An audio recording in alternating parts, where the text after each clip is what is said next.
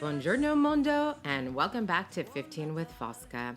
Stay right where you are to hear about growing up in Italy and growing up in the US today with special guests Giada and Sam McNeil.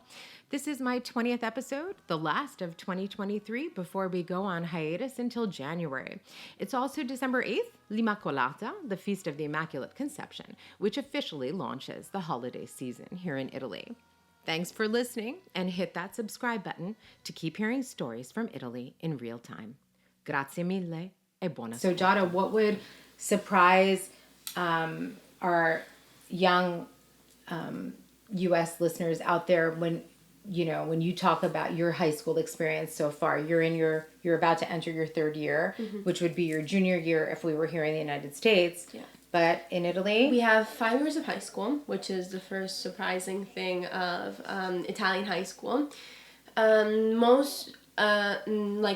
majority of the schools in Italy go to school on Saturdays too. My school does too. Yay! And Saturday at school. So fun.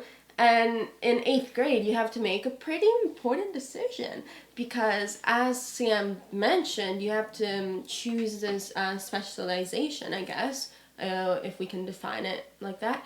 And, for example, there's liceo scientifico, liceo classico, which is what I do. And there's liceo artistico, liceo linguistico, and then there's I professionali. So basically, you just have to choose what you're good at. And I mean, you obviously can change, but it's tough to change. For example, I couldn't change in my third year because I couldn't go to liceo linguistico because I wouldn't be up to speed with my French and my Spanish, right, or my German, whatever. And I've been doing Latin and ancient Greek now for 2 years, and I realized that first of all, Italian school, people know it's hard. It's harder than it looks. It's really hard. I describe Italian school as coffee, crying, and anxiety. Yay! But I think that Italian with no school, prom. No. Right? No prom. So you don't even get a prom we at don't, the end? We don't have prom. We don't have graduation. There's no graduation. We have a maturità, which is a really hard test that you have to pass in your 5th year of high school, where you have to do 3 written tests and an oral exam test. But I think that Italian school, that's the difference between Italian and American school. In American school, at least from what Sam has been telling me so far, it's about, there's also some fun aspects about it. While in Italy, it's seen as something that you have to work. Yeah. You have to work, and you have to do and you have a duty, and you have to get good grades and study and do homework. Well, let's talk about, just quickly touch on 2 things because Sam talked about it a lot. So extracurriculars in Italy work a little differently. I mean, at your school you have a couple of options. There are a couple of options, but it's nothing that's really emphasized. It's in Italy, it's more, the norm is to, and there's schools, there's schools for music schools, and there's sports centers, and that's where you do your extracurriculars. Right. For example, I take private piano lessons, and I used to do swimming at a pool, but there wasn't any extracurriculars in school that I took, really. Just because it's not that common. It's more common to do something outside. For example, join a sports team outside of school. Right. Like a soccer, just go to soccer practice outside of school, not inside of school. Yes, there are a few extracurriculars in school, but it's nothing really that common. It's more common to do something outside of school, right. Really. I just want to touch on one more thing that's very unusual and that was very hard for me culturally to adjust to since you started high school, which is all the strikes and the actual sit-ins. Oh, yeah, for sure. That you have at not only your school, but at something fair. So can you just in really synthesize version, tell me and tell our listeners a little bit about that? When you enter high school, it's very common for the students in high school to strike. So what happens is you go to school and you see people in front of school with signs, and basically the majority of the time you skip just the first hour of school, so you just sit outside for an hour, sometimes in the rain, sometimes when it's sunny, it doesn't matter. You sit outside for an hour waiting until the strike ends. The teachers get annoyed, and they just strike, and they protest what they think is wrong with the school, or what they think is wrong with what's going on like politically in Italy, and so they strike because they want their voices to be heard. Okay. And there's also sit-ins. Basically, a sit-in is where they occupy the school for this year. It happened in my school for a week. So basically, people would sleep in the school. So basically, what happened is you don't know when an occupation is going to happen. That's what they call it, occupazione. You don't know when it's going to happen. It just, you go to school and you see a sign on the school that the students made, like in big red bold letters, that said, this school is occupied. Right. And basically, what happens is that they go against the principal. The principal usually calls a police that kind of treats these matters. It's called like ladigos, which is the police that takes care of these matters. But usually what happens is the principal and the police come into agreement with the occupiers, with the people that are occupying the school, for how long they can stay in the school. So and they sleep in it and they eat in it and they organize meals and they organize classes. Right. But basically, you don't go to school for a week. So culturally, for me, this was really hard to like figure out, because Giada would be sending me texts and videos of like scary things, like, and I would just be like, wait, are you being counted absent or what? Because that's something that happened here on college campuses in the late 60s, you know, along with like the Vietnam War protests. What do you think of something like that, Sam? I mean, we have a big strike going on right now in the United States. There's a writers and actors strike, but can you imagine like a strike at a public high school here in the States? Can you imagine that happening? Not at all. The only thing I can think of comparable to it is I remember teachers, but also a few years ago. Well, that in itself is a big rarity. I remember there was a big strike in, I think, West Virginia a couple of years ago among teachers, and I think there was one recently. I can't remember, but the only time I can think of students taking any action is that there were a few like walkouts in response to school shootings and gun violence. I remember specifically after Parkland, there were a lot of like walkouts. I remember my school actually, funnily enough, I'm pretty sure at some point we actually, some kids who were, activists within the school, they brought forward a walkout to the school administration, and the school administration actually agreed to it. And they said that they would give leniency to any kids who participated in the walkout and left school. And the craziest part is that almost no one participated. Wow. The kids were given leniency to be absent to perform the walkout, but, and myself included, admittedly, almost nobody did it. Really? Because the social consequences would be too much, really. You know what I mean? Yeah. Like, it was there were a few kids who did it, but most kids refused to participate in the walkout because they were far more focused on their individual academic success. That's right. Missing and a day of school right. missing a day of school is, it can be really bad. I mean, obviously it's the same in Italy too, but here it's very I can sense that Giada wants to respond to that, but it's very individualized, and it's very, in a way, it can be sort of selfish sometimes. And there's that emphasis to, worry about your own school, and even for the kids, who didn't, don't care about it as much about their grades and stuff, which is, fine. There are kids like that who are just, they're just doing their thing. It was like socially, like you don't want to be seen as like, I guess, annoying. Like kids who are too politically active. I know a lot of kids said that about me, because I would, post things or, my stories or whatever, make, political comments, and seen as like, you want attention. You're like annoying. It's not a good thing to be an activist in a lot of cases. Wow, I see it as being such a good thing, but but Giada wouldn't participate in the strikes because she was afraid of academic retaliations, because her teacher said that there would be. The teachers said that there would be consequences, and there were. So I didn't participate ever in the strikes, although I think that most of the strikes were correct. I understand why they did them, and I agree with them. I just, I think that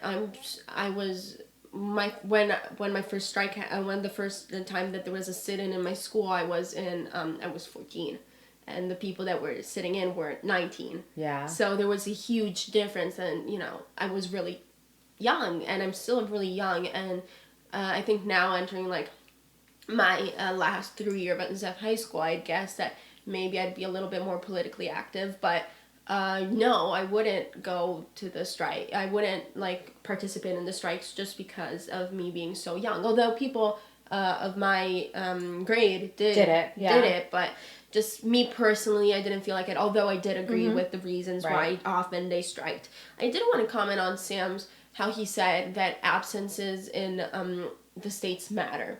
In Italy, they really don't.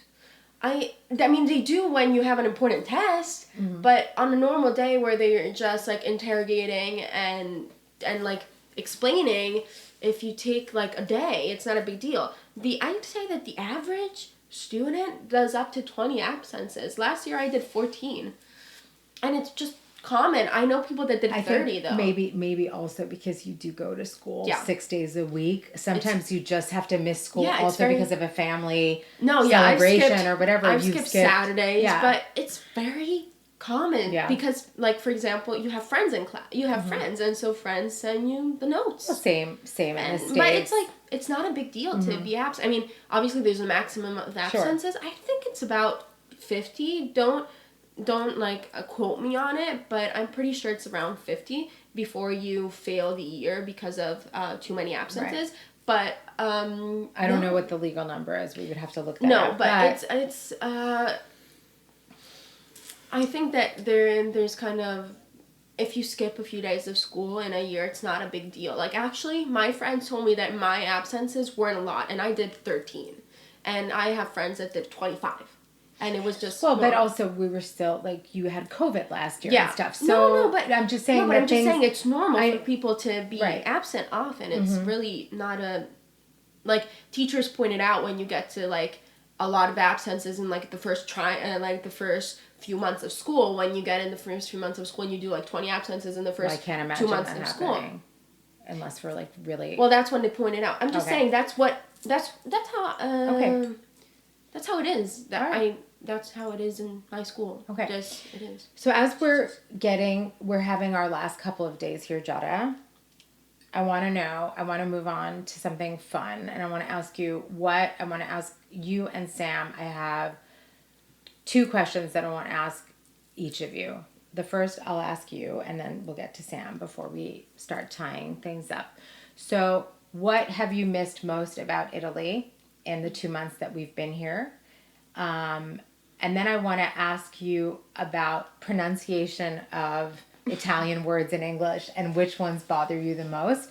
And then I'll ask Sam related but slightly different questions. So what have you missed the most since we've been in the States? The coffee. I knew it. Me too. The coffee. Me too. It's so weak here. Wow. I miss a good espresso. We had good espresso in the city. And I miss a good cappuccino. Just like a good, strong espresso. That you can get any. I just want to say one thing about my adoptive country, which I think is a beautiful thing about Italy, which is you can get a good coffee, a really good cappuccino everywhere, and it's so cheap. If you don't sit down, I mean, the prices are regulated by the government, so they can't exceed a certain amount. No, so even if you go to like the fanciest... thing is that, for example, an espresso in Italy, it's €1, maybe €1.10. It can go up to €1.20, but it's regulated. And in the States, an espresso is $4 or something, and it's absolutely insane because an espresso is like really, like, it's just crazy. What else do you miss? Probably like good, like food, like just a whole food culture. I mean, obviously I miss my family, friends, animals, all that, but I do miss the coffee and food, and I think just walking around everywhere. I just love walking around in Florence because there's so much to see, and like I pop into stores and I grab a coffee, and I just miss that, I guess. But yeah, except for that, really the coffee. I just want a good strong coffee. Okay, what are the Italian words that are most mispronounced in English that you would like to help our listeners master today? Bruschetta. Bruschetta. It's not bruschetta. Then I guess like espresso. It's not espresso. Espresso. No. Then it's not even espresso. Everyone just says caffè. Yeah. Vorrei un caffè. Yeah. Basically, I'm thinking. Oh God, I have so many like little pet peeves of just people messing up Italian pronunciation. For example, names. There's a lot, like for example Giuseppe, which is a very famous, like a very not famous name in Italy, but it's very like Pretty common. like Giuseppe. They say Giuseppe. What about your name? Oh, my name is Giada, and it's spelled Giada, and when people read it, it's Giada, which is no, I hate it. Don't address me. If you have to call me Giada, don't address me. Okay, and last question before we move on to Sam. How do Italians pronounce certain English words? Oh, of course. And there's like fast food names, like McDonald's in Italian, it's McDonald, or il Mac. Or, for example, Burger King, in Italian, it's Il Burger King. So, I think a lot of, like, names, like, for example, even hamburger, hamburger, just all that little, like, more culinary aspects, I guess. But also just people's city, names and like, stuff. people's names, of course. City names, state, the names of a few states, for example. Arkansas. Or for example, just even some brands, some American brands. Like, these are always fun, like Levi's. Oh, Levi's.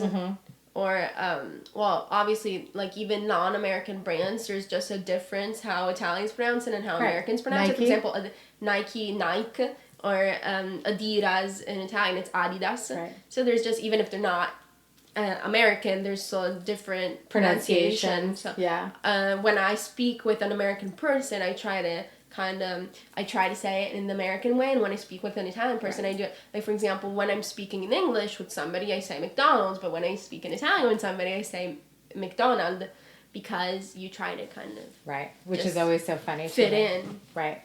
And I want to ask Sam a couple of questions.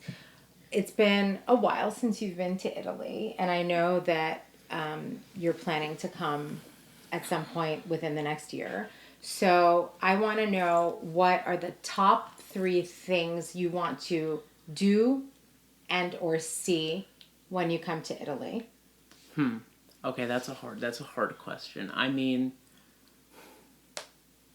you know, I had to do a whole project on school about this. Like, if you ever go to Italy, like, plan your Italian road trip. And I'm completely forgetting what I said I wanted to do, naturally. I mean, obviously, you know, there's a lot of places. Obviously, I want to see, you know, Florence is probably the big one, because, I mean, that's where you guys live. And I know Giada's excited to show me every single place that she frequents with her friends. This might be kind of an obscure one, but I'm a big history fan, and World War I is one of my biggest interests. So I always wanted to see some of the battlefields up in the Alps from World War I, like the memorials at Monte Grappa up there. I always wanted to see that that's in Trentino Alto Adige. I always wanted to go there. Yeah. It's beautiful up there, by the way. It's gorgeous. We'll go.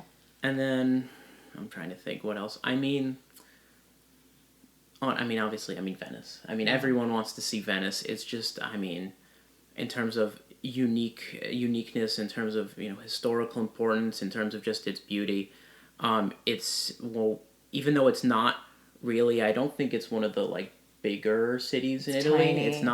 It's not bigger than Rome or Florence or tiny, Naples or Milan. But in terms of, like, worldwide rapport, or it might be one of the biggest, if not the biggest city in Italy. I mean, more people might know Venice than do Florence or Rome in the entire world, because it's just one of those special places, you know. So that's definitely a place I want to visit. Okay.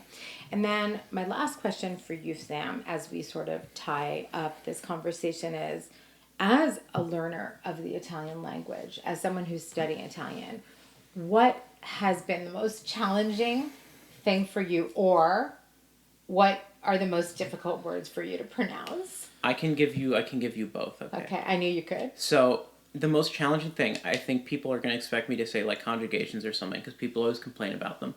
But honestly, I don't find that particularly hard.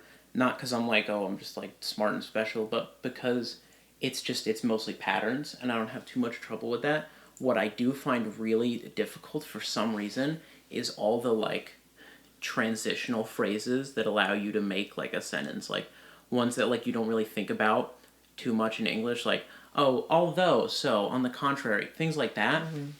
in English is just natural to me. I cannot remember what the words are in Italian. I can never remember it. So whenever I'm trying to speak Italian, I can have a verb, I can have a noun, I can have an adjective, but I can't have those like constructional phrases that make the language a language. Right. That make it flow. That make it flow. And so my Italian sounds like I'm speaking through like a jackhammer or something because it's just like I want sandwich, you know? Like it's very unnatural, and I feel like that's the hardest part, is having that conversational understanding is the hardest part. And that could also be because of the way I was taught.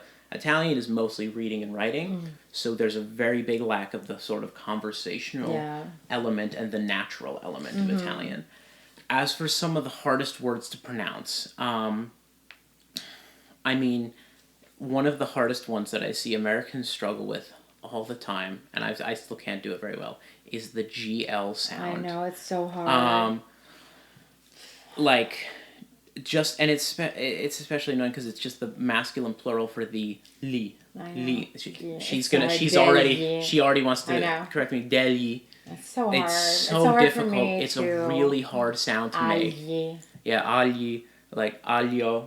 I can't. Aglio is hard. It's easier though. It's because it's there. It's like gnocchi is hard to do the end. Yeah, because it's right back. there. It's like right Gnocchi. there. I mean, gnocchi is a little easier, but the GN's a little easier, but the GL, is a so killer. hard. It's so hard. GL is a killer. And the other thing is that when I try to speak Italian for too long, I feel like I'm like chewing on marshmallows. I don't know how to describe it. It gets like fluffy in my mouth where I'm like, like it's very, I don't know why it feels like that. It feels like there's like cotton balls in my mouth. I don't know. Maybe it's because it's the flow. Because you also so pronounce every in Italian is pronounced exactly the way it's written, and so which I like. It's easy. I mean, in that sense, it's easy because English is like a nightmare in that respect. But Italian, I think, because you do pronounce every every single syllable. There's something also that as I've noticed more that I've done it, there's something that is so difficult and so unnatural about every single word ending in a vowel. Like, when you don't notice it too much, like when you're listening to Italian or when you're reading or writing, but whenever I try and speak Italian, that's what gives me that feeling of like, sort of like tripping over myself, because it's like, when am I going to end in a consonant? When can I, it gets uncomfortable after a little bit in a strange way. And so just like speaking for Italian at length, I find myself start to trip over my syllables because there's this, it feels, I don't know, it does not flow the way English does. It flows in a very different way. It does. And I also think, this is something that we would probably have to talk about next time. But maybe some food for thought for you guys and also for our listeners out there. But I definitely feel like I have a different personality, a different sense of humor, a different everything when I'm speaking Italian and when I'm in, my native language. Like, I'm so much funnier in English, I think, than I am in Italian. I try. It just doesn't work. I know you guys probably feel the same way, like with limitations, Sam, like things like that. If you use like allora, dunque, they buy you time. When you're speaking Italian. So instead of saying, I want a sandwich, you can just be like, allora, vorrei un panino adesso. And it sounds a little better. But anyway, I think on that note, I think we could close. And I think just with one little thing, which is it's panino, not panini. It's panini if there's more than one, panino if it's just one. But we love all these things. I actually am very proud that Italian and Italian-American culture is so present here. It makes me feel strangely like when I come back to the States, it does always feel comforting to me to be in sort of our Italian American, the familiar places of our, of our grandparents, of our great grandparents. And it does feel, for me, I feel very connected to this place, but I also feel very connected to Italian culture.